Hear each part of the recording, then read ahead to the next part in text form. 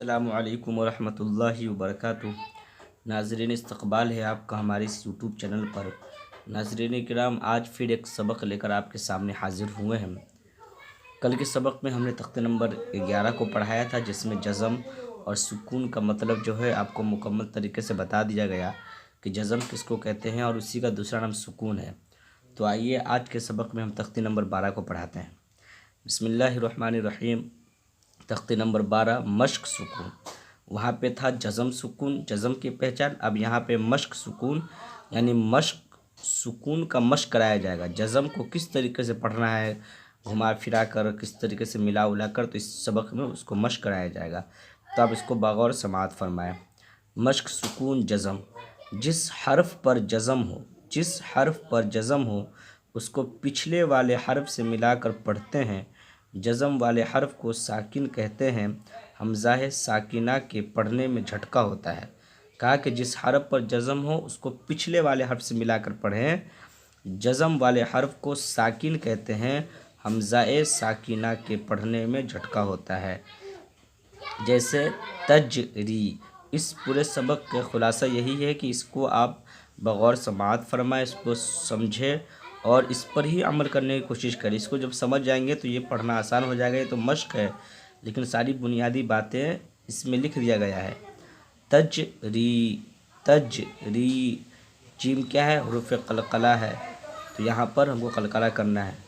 یا کیا ہے؟ حروف قلقلہ نہیں ہے، اس لیے یہاں پہ یا ساکن سے پہلے را کے نیچے زیر تو یا مدہ ہوگی، اس کو کھینچنا ہے۔ یہی چیزوں کو ہم کو سمجھنا ہے۔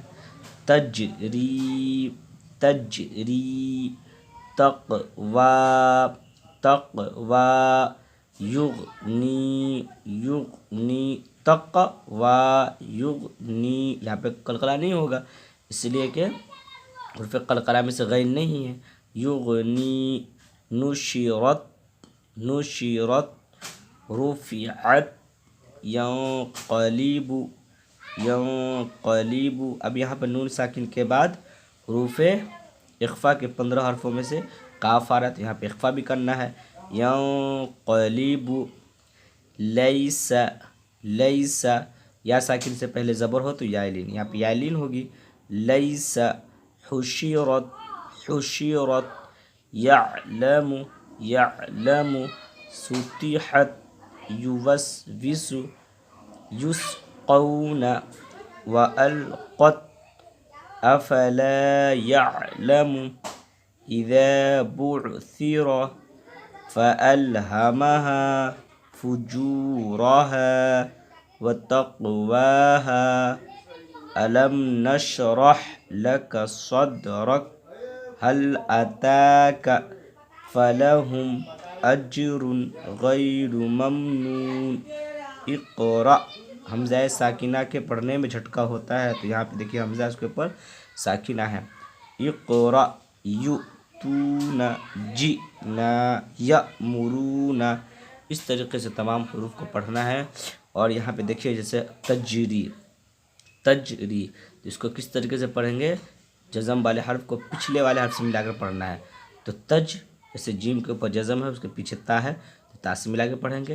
قاف کے اوپر جزم ہے اس کے پیچھے تا ہے تو تا سے ملا کے پڑھیں گے۔ اس طریقے سے ہجے ہوگا۔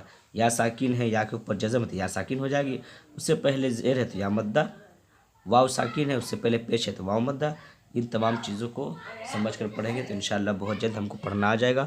امید ہے یہ ویڈیو آپ کو پسند آیا ہو۔ اگر ویڈیو پسند آیا ہو تو لائک کر دیں، چینل کو سبسکرائب کر دیں، ویڈیو کو شیئر کر دیں۔ شکریہ، جزاکم اللہ خیر و احسن الجزاء۔ السلام علیکم۔